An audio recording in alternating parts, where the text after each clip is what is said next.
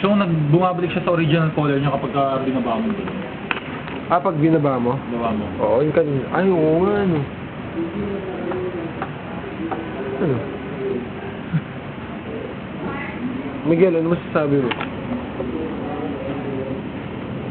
Hindi dumating yung ano kanina eh. Sinasabi mo eh. Ano yun? Ay, po. Ano ba? Yung sinasabi. Cut! Kala ko ba eh kasama mo kanina? Wala, hindi ko meron. May... Nalulungkot nga ako sa loob ko eh. Pero ibinulgar mo na. Thank you. Kasi may biglaang appointment. Hindi, ano? Na mas malapit sa lugar niya, yun yung kinagat niya.